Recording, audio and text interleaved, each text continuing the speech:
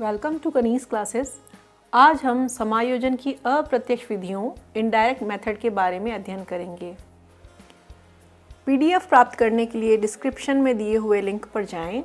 साथ ही subscribe, like एवं comment ज़रूर करें। चलिए अप्रत्यक्ष विधियों के संबंध में हम विस्तार से अध्ययन करते हैं।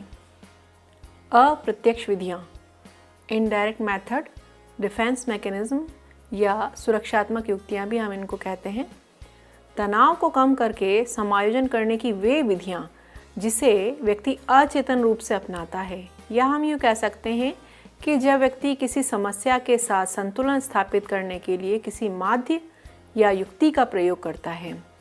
इसको हम एक उदाहरण के द्वारा समझते हैं। अप्रत्यक्ष विधि में व्यक्ति जब तनाव में होता है तो वह अचेतन अवस्था में अपनी समस्या से संतुलन स्थापित करता है और इस समस्या से संतुलन स्थापित करने के लिए वह माध्य या युक्ति का प्रयोग करता है। जैसे कोई व्यक्ति प्रेम विवाह करना चाहता है, लेकिन उसके अभिभावक प्रेम विवाह करने में राज़ी नहीं होते हैं। इस कारण से उसमें तनाव उत्पन्न होता है और इस तनाव को कम करने के लिए वह दिवा स्वप्न या कल्पना करता है या कल्पनाओं में अपने विवाह को देखता है।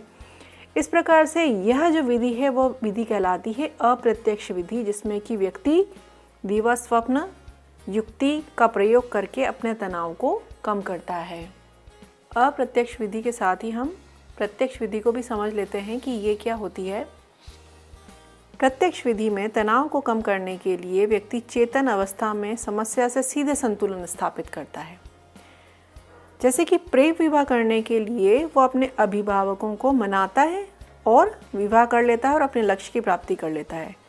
तो इस प्रकार से अप्रत्यक्ष विधि में व्यक्ति अचेतन अवस्था में किसी माध्य या युक्ति का प्रयोग करके अपने तनाव को कम करता है, और प्रत्यक्ष विधि में व्यक्ति चेतन अवस्था में समस्या से सीधे संतुलन स्थापित करके अपने लक्ष्य को प्राप्त करके तनाव को कम करता है। यदि आप प्रत्यक्ष एवं अप्रत्यक्ष विधि क्या होती है इसको विस्तार से समझना चाहते हैं तो इससे पहले वाला वीडियो ज़रूर देखें। अब हम अप्रत्यक्ष विधियाँ क्या क्या होती हैं इनका विस्तार से अध्ययन करेंगे। अप्रत्यक्ष विधियों में पहली विधि हम पढ़ेंगे शोधन, सब्लिमेशन। इसको मार्गांतीकरण भी कहते हैं और उदात्तीकरण भी कहते हैं। जब कोई सामाजिक व्यवस्था हमें अनुकूल प्रतीत नहीं होती तो हम उन सामाजिक व्यवस्थाओं में बदलाव करते हुए नवीन प्रकार के व्यवहार को अपना लेते हैं। इसका उदाहरण है किसी अपराधी व्यक्ति का खिलाड़ी या सामाजिक कार्यकर्ता बनना। जैसे कोई व्यक्ति अपराधी प्रवृत्ति का होता है, चोर या डाकू, इस तरह की उसकी प्रवृत्ति होती है, तो यह प्रवृत्ति समाज स्वीकार नहीं करता, यह समाज के अनुकूल नहीं होती है। अतः इसका शोधन किया जाता है और उसको खिलाड़ी या सामाजिक कार्यकर्ता बनने हेतु प्रेरित किया जाता है। इसमें मूल प्रवृत्तियों का शोधन हो जाता है। इस विचार के प्रमुख समर्थक फ्रायड हैं। अगली विधि है प्रतिगमन, रिग्रेशन या प्रत्यावर्तन। जब कोई व्यक्ति गम या अवसाद में होता है तो वह भूतकाल में जाकर ऐसे व्यवहार को अपनाता है जिससे उसका गम दूर हो जाए। जैसे जब व्यक्ति वर्तमान परिस्थिति से तालमेल नहीं बैठा पाता है तो वह पूर्व अवस्था में लौट जाता है। जैसे कि व्यक्ति अपने तनाव को कम करने के लिए बच्चों की तरह तुतला तुतला कर बोलने लगता है, या वह अपने तनाव को कम करने हेतु बच्चों की तरह रोना शुरू कर देता है।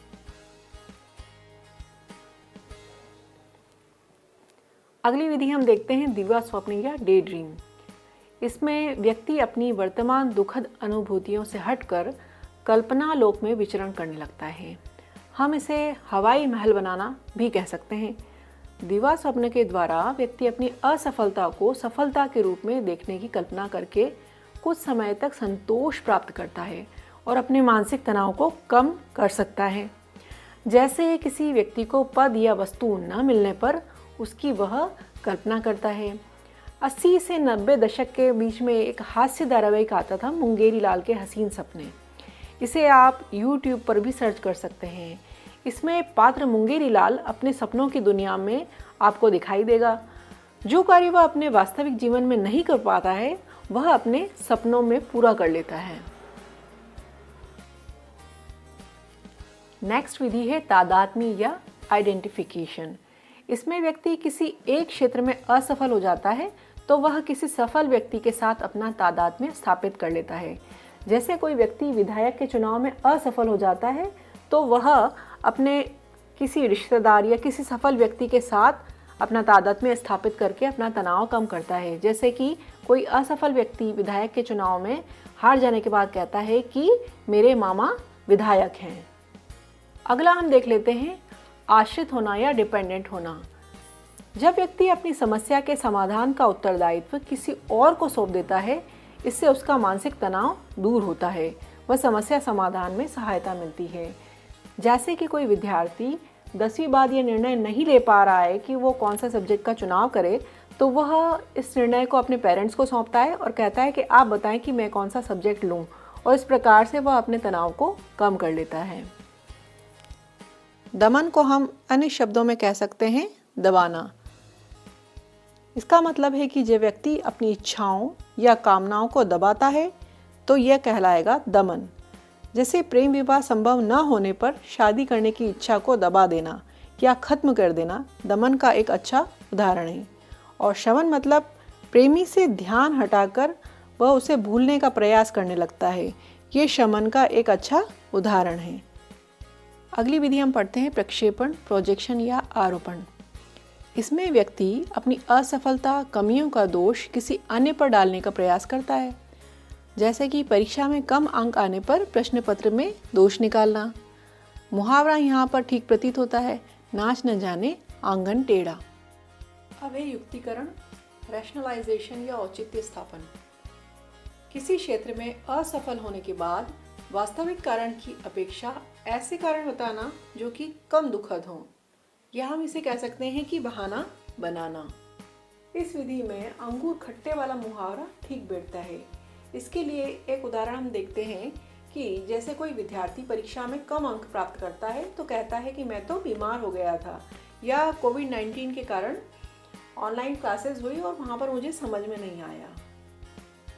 इस प्रकार से हमने इस वीडियो में अप्रत्यक्ष विधियों पर नज़र डाली। मुझे उम्मीद है कि आपको अप्रत्यक्ष विधियाँ अच्छे से समझ आ गई होंगी। अंत में मैं आपसे यही कहना चाहती हूँ कि यदि आप PDF प्राप्त करना चाहते हैं तो इसका लिंक मैंने डिस्क्रिप्शन बॉक्स में दिया हुआ है। साथ ही आप मेरे वीडियो को कमेंट करें, लाइक करें और सब्सक्राइब करना